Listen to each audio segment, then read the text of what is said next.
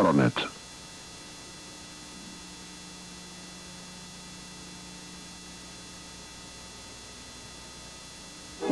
WGBH Boston presenta, en asociación con The Metropolitan Museum of Art y The Annenberg CPB Project, presentan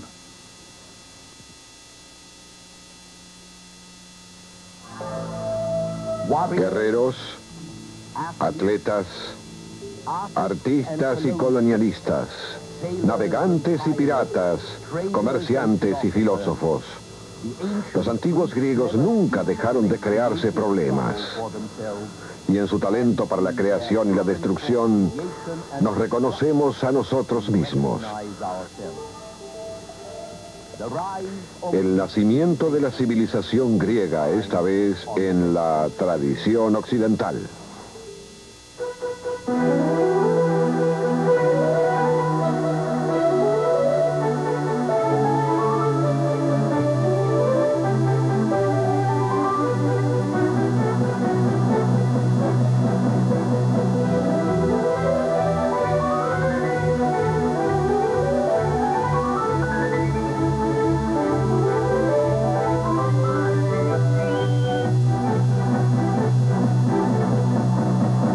Tradición de Occidente.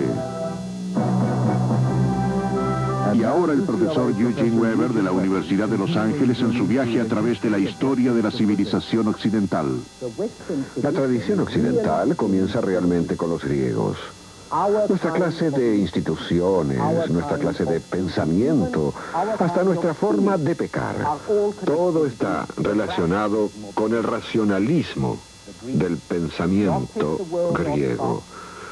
Los griegos no toman prestado al mundo, no lo atribuyen a la voluntad de Dios, no se abandonan al destino, sino que se cuestionan y buscan respuestas. El filósofo griego Platón escribió una vez: la filosofía es hija del deseo de saber. Fue un don de los griegos el cuestionarse por las cosas que estimulaban su deseo de saber, y su insaciable curiosidad dio como resultado una inestabilidad, una inseguridad, pero también una grandeza.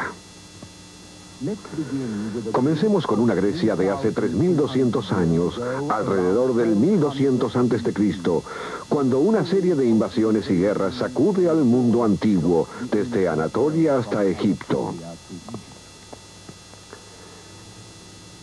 Esta es una escena de la Odisea. La mayoría de lo que sabemos sobre los 400 años, entre 1200 y 800 a.C., proviene de la Odisea y de otro poema épico, la Ilíada, ambos atribuidos al poeta griego Homero. El primer poema, la Ilíada, cuenta cómo los griegos saquean y destruyen Troya, una ciudad asiática cerca del Helesponto. El segundo poema, la Odisea, representado en esta pintura romana, cuenta lo que le ocurre a Odiseo, el rey de Ítaca y líder de los griegos, luego de la guerra de Troya.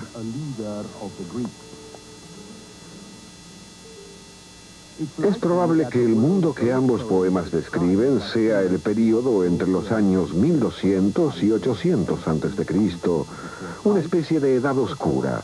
Oscura porque sabemos muy poco sobre ella, y también porque la vida era mucho más difícil y corta que lo usual.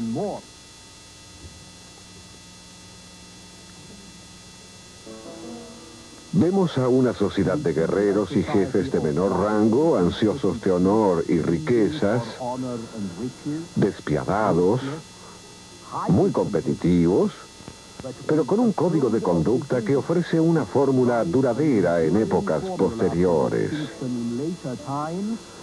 La del heroísmo, nobleza y eventualmente hidalguía.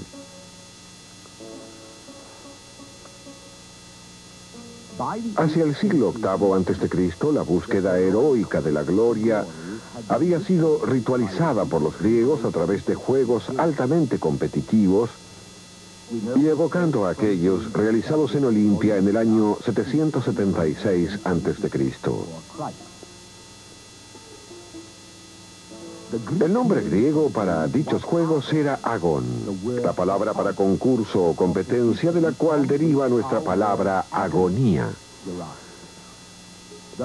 El honor por el cual se luchaba era tan grande que ni la agonía, ni siquiera la vida, eran un precio tan alto como el de ganar.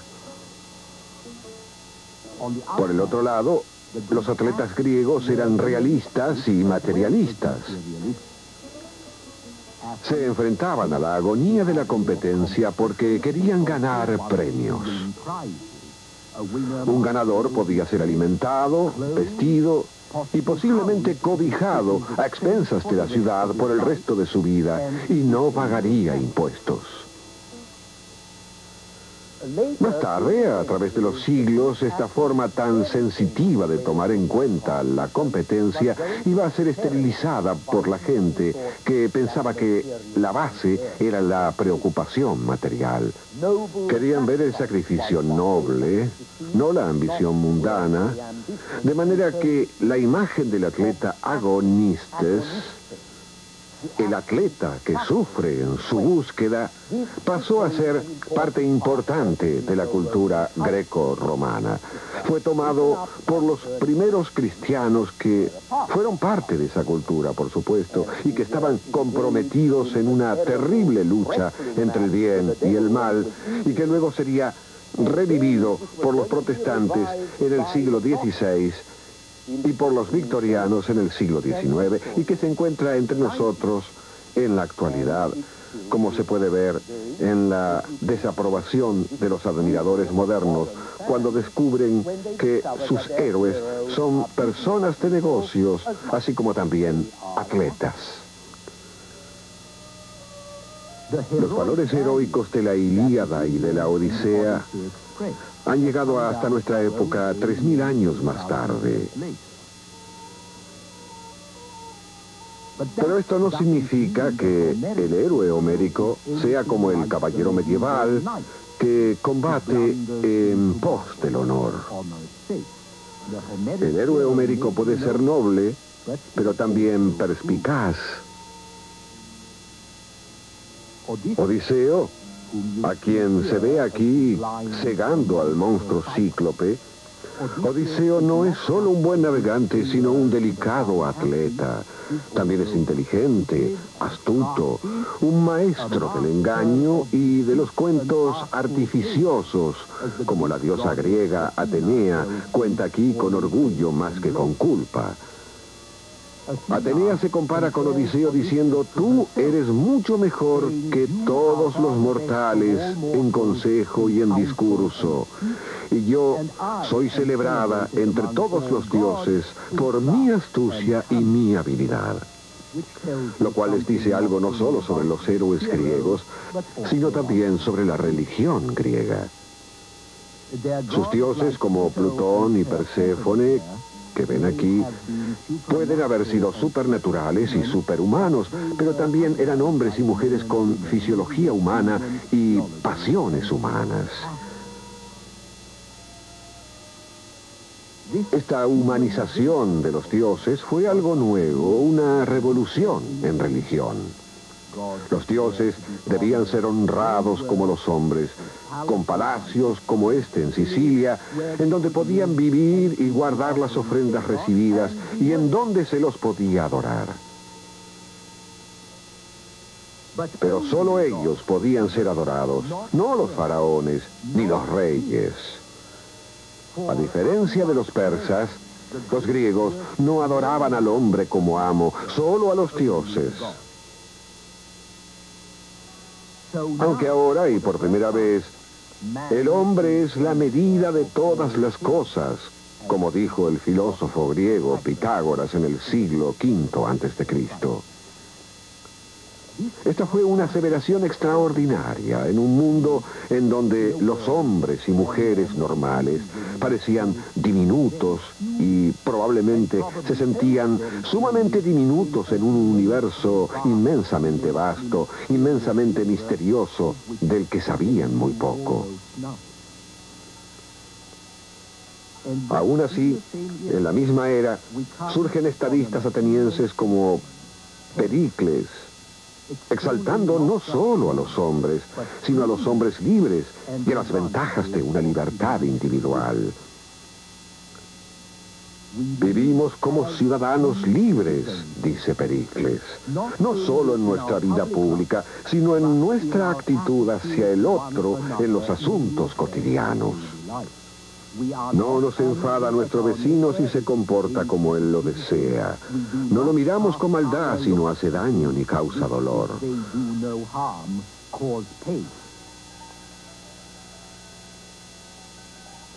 Las ruinas de Atenas siguen siendo monumentos de la visión de Pericles, de su ciudad como centro del arte, de la literatura y de una arquitectura maravillosa.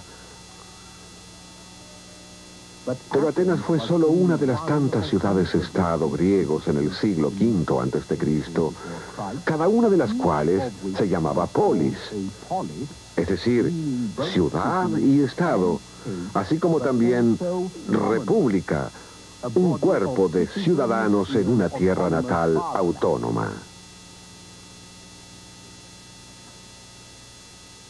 Estas ciudades-estado se esparcieron desde el Mar Negro hasta el occidente del Mediterráneo. La mayor concentración se encontraba en el continente griego, en las islas y en Ionia, sobre la costa occidental de Asia Menor, en donde habían surgido las ciudades más ricas y más adelantadas de los siglos VII y VI a.C., por estar más cerca del comercio y de la cultura del Medio Oriente. El tamaño de la polis era pequeño, debido en parte a la geografía. Grecia, Ionia y las islas son un tablero de montañas, valles y pequeñas planicies que tienden a crear asentamientos aislados con un acceso más fácil al mar circundante que entre ellas. Y es por eso que el mar se transforma en la ruta griega por excelencia. Los griegos navegaban, comerciaban, atacaban, pirateaban por el mar. Pero ciudades-estado como Salamina, cuyas ruinas vemos aquí, también eran pequeñas debido a que los griegos pensaban que debían ser pequeñas. Platón pensaba que la ciudad ideal debía tener 5.000 ciudadanos, lo que realmente significaba una población de 20.000 o más, sin contar algunos pocos residentes extranjeros. Las mujeres, los extranjeros, los esclavos, por supuesto, no tenían derechos civiles en la antigua Grecia, pero eso fue así en casi todo el mundo hasta el siglo XIX. Algunas de ellas eran muy pequeñas y solo 3 en el siglo V a.C. tenían más de 20.000 ciudadanos. Atenas entre ellas. Pero cualquiera fuese su tamaño, cada polis griega tenía su propia personalidad, leyes, patriotismo, y al mismo tiempo cada una compartía el orgullo común de ser heleno, parte del mundo de la Hélade, que no es una nación ni una raza, sino una comunidad cultural y un concepto muy poderoso. El mito homérico atribuye a la comunidad de la Hélade un ancestro común, un héroe llamado Heleno o Helenus, y a la acción común en la guerra de Troya. Históricamente, sin embargo, el sentido de comunidad era algo impulsado por la experiencia extraordinaria de las guerras persas. Entre mediados del siglo VI a.C. y comienzos del V, los griegos provocaron y también sufrieron el inmenso poder del imperio persa. Vencieron a los persas no solo una, sino varias veces, más notablemente en Maratón en el año 490 a.C., en Salamina en el 480 y finalmente en Platea al año siguiente. Maratón y Platea fueron grandes victorias de lo que los griegos llamaron hoplitas, lucha de infantería disciplinada y altamente armada y en formación cerrada. Estas hoplitas se transformarían en la base del éxito militar griego durante los próximos 2 siglos. Pero Maratón y Platea también fueron grandes victorias debido a la noción de comunidad.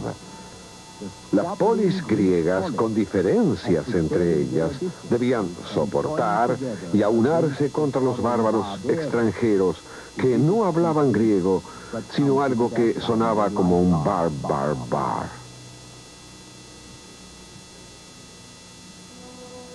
Como Temístocles, el comandante ateniense, dijo, luego de haber destrozado una flota persa en Salamina, no somos nosotros los que lo hacemos. Esto significaba no nosotros los atenienses, sino todos los griegos juntos, todas las Hélades.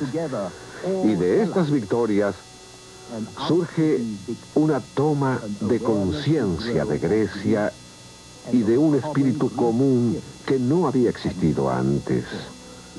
Esto fue un impulso críticamente importante para la confianza griega, en realidad para la civilización griega.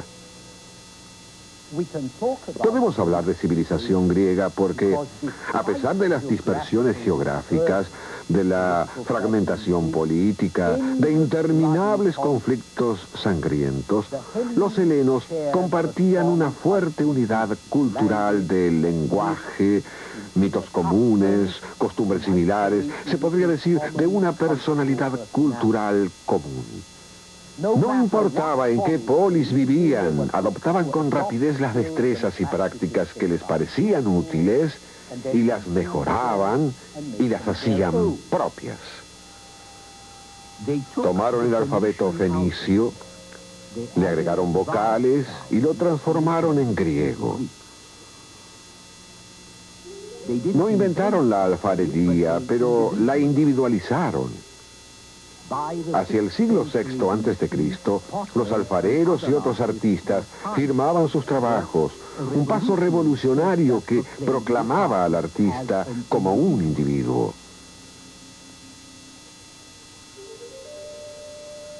Copiaron la escultura rígida de Egipto, pero liberaron y humanizaron su forma y la pintaron, lo que la hacía más viva, y también inventaron el desnudo como forma de arte, una afirmación más de la confianza humana.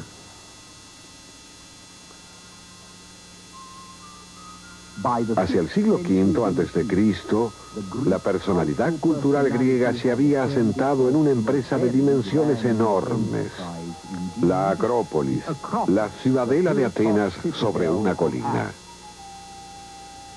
En el 480 a.C., los persas la incendian, pero aunque se vuelve a ocupar y a reconstruir rápidamente, siguió pareciendo muy confusa durante los siguientes 30 años, hasta que Pericles decide reconstruirla totalmente y transformarla en el asiento de los dioses con un gran templo nuevo, el Partenón.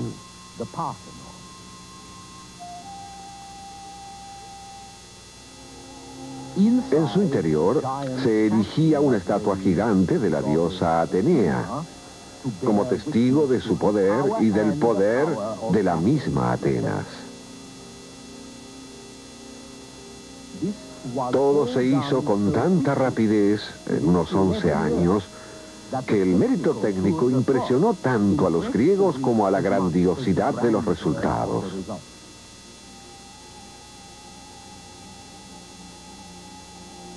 El hombre que hizo este friso fue el director artístico del Partenón, Fidias, considerado uno de los escultores más grandes de la antigüedad. Tenemos algunos de sus grandes trabajos, así como también el trabajo de otros escultores al estilo Fidias. Muchos críticos, antes como ahora, admiran la restricción, la nobleza, la armonía que los transforma en ejemplos del estilo clásico, ideal e idealista. Este es el trabajo de otro escultor, Praxíteles, quien esculpió 100 años luego de Fidias, a mediados del siglo IV a.C. Praxíteles liberó las formas clásicas algo rígidas, dándoles más calidez, algo necesario como podemos ver en esta Afrodita de Fides. Los griegos han recorrido un largo camino desde la edad heroica de Homero, no solo en arte y cultura, sino también en política, una palabra, por supuesto, derivada de polis. Hacia fines del siglo VI a.C., la mayoría de las polis habían dejado de lado a reyes y príncipes y probado una serie de gobiernos. Hubo tiranía, una clase de dictadura constitucional, no necesariamente popular. Hubo aristocracia, el gobierno del mejor o del mejor comprado. Y oligarquía, el gobierno de unos pocos. Y democracia, el gobierno de la demos, el pueblo, la multitud. También hubo una combinación de ellas en la Atenas de Pericles. En Atenas, todos los ciudadanos tenían los mismos derechos, pero como Pericles escribe en el siglo V a.C., cuando se distingue a un hombre de una forma u otra, es altamente honrado en la vida pública, no como un privilegio, sino como reconocimiento al mérito. Por el otro lado, cualquiera que le pueda hacer un bien a la ciudad no está excluido por la pobreza ni por la oscuridad de su posición. Por supuesto, las ideas de Pericles no se tomaron literalmente. La aristocracia no fue realmente el gobierno de los mejores hombres, sino de unos pocos líderes pertenecientes a las familias adineradas. Y la democracia no fue realmente el gobierno de todo el pueblo, sino de solo unos pocos cientos de hombres nacidos libres. Aún así, un ateniense pobre como Demóstenes pudo transformarse en un líder político en el siglo IV a.C. y podemos ver a través de su éxito que un ideal puede definir valores y alentar aspiraciones que a su vez pueden afectar y cambiar a la sociedad.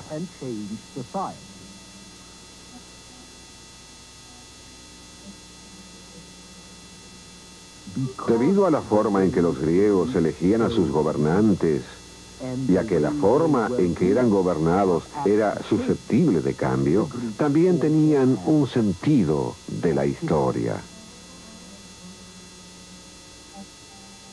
No es accidente que el historiador más grande de la antigüedad, Tucídides, fuese griego.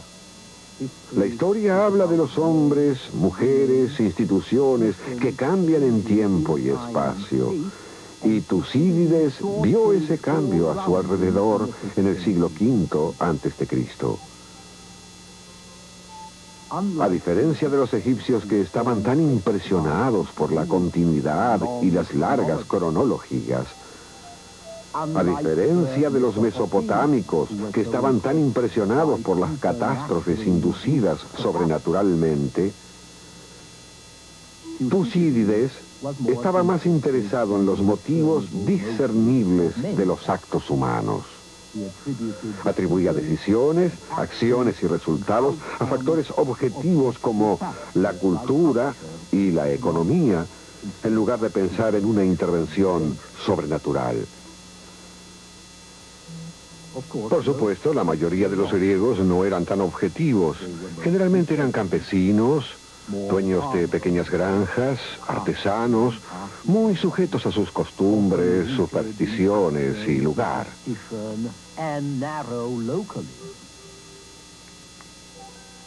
Pero las invasiones persas del siglo VI a.C. y la gran lucha nacional contra el imperio persa en el siglo V trae aparejada la sospecha de que tal vez era mejor morir que transformarse en esclavo. Que podía tener sentido enfrentar la muerte no solo por uno mismo, sino, aunque parezca increíble, por los hogares del prójimo, aún por el de los desdichados que vivían en las aldeas. Una humanidad común o un helenismo común podía ser más importante que las propias costumbres y prejuicios locales.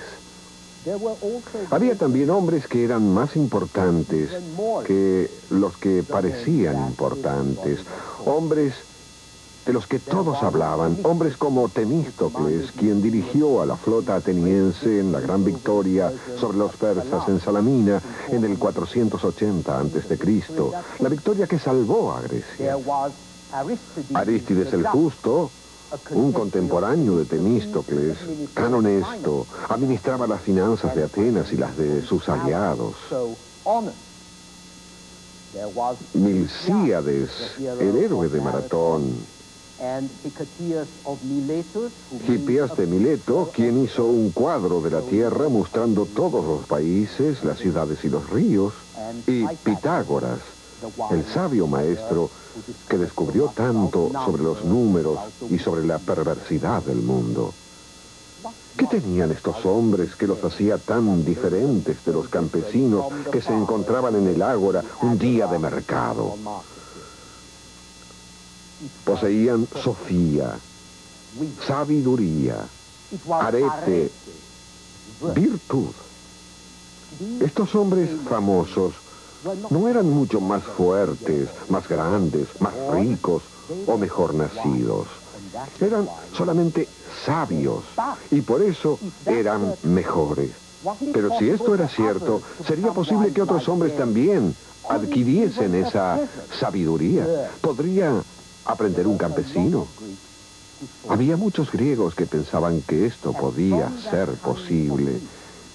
Y de esa clase de pensamiento surge la forma de mirar hacia el mundo y que ayuda a formar el curso futuro de la cultura de Occidente, tal como veremos en nuestro próximo programa.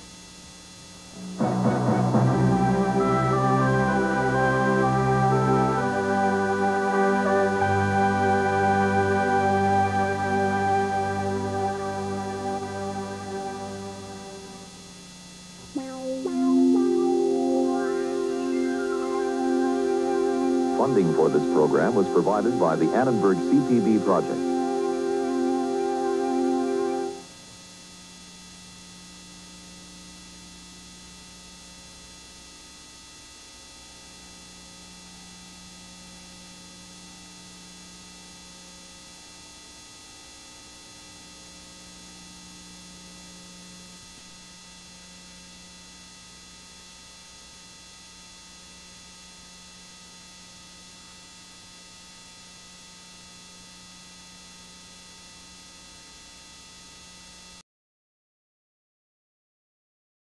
Entre 1200 y 800 a.C., proviene de la Odisea y de otro poema épico, la Ilíada, ambos atribuidos al poeta griego Homero.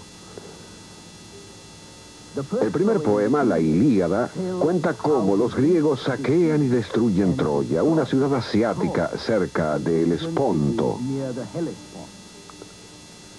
El segundo poema, la Odisea, representado en esta pintura romana, cuenta lo que le ocurre a Odiseo, el rey de Ítaca y líder de los griegos, luego de la guerra de Troya.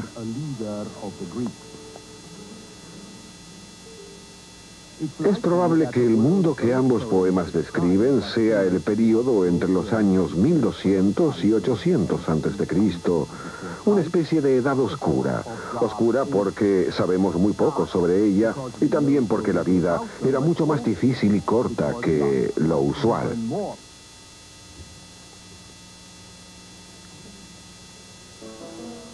Vemos a una sociedad de guerreros y jefes de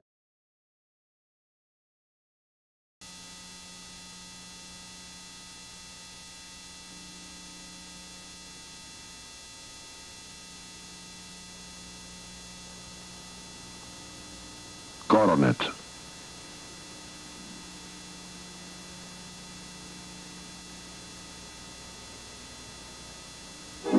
WGBH Boston presenta, en asociación con The Metropolitan Museum of Art y The Annenberg CPB Project, presentan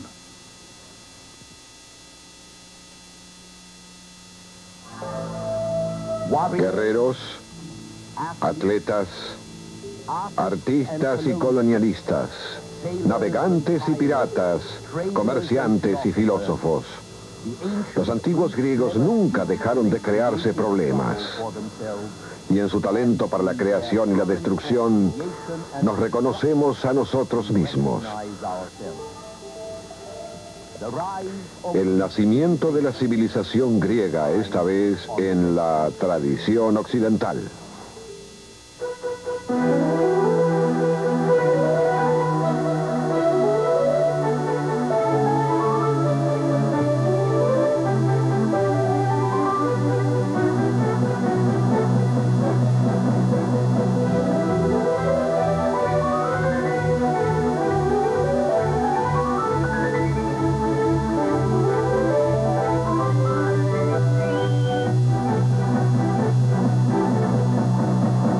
Tradición de Occidente. Y ahora el profesor Eugene Weber de la Universidad de Los Ángeles en su viaje a través de la historia de la civilización occidental. La tradición occidental comienza realmente con los griegos. Nuestra clase de instituciones, nuestra clase de pensamiento, hasta nuestra forma de pecar, todo está relacionado con el racionalismo del pensamiento griego. Los griegos no toman prestado al mundo, no lo atribuyen a la voluntad de Dios, no se abandonan al destino, sino que se cuestionan y buscan respuestas. El filósofo griego Platón escribió una vez: la filosofía es hija del deseo de saber. Fue un don de los griegos el cuestionarse por las cosas que estimulaban su deseo de saber, y su insaciable curiosidad dio como resultado una inestabilidad, una inseguridad, pero también una grandeza. Comencemos con una Grecia de hace 3200 años, alrededor del 1200 a.C., cuando una serie de invasiones y guerras sacude al mundo antiguo, desde Anatolia hasta Egipto. Esta es una escena de la Odisea. La mayoría de lo que sabemos sobre los 400 años, menor rango, ansiosos de honor y riquezas, despiadados, muy competitivos, pero con un código de conducta que ofrece una fórmula duradera en épocas posteriores. La del heroísmo, nobleza y eventualmente hidalguía.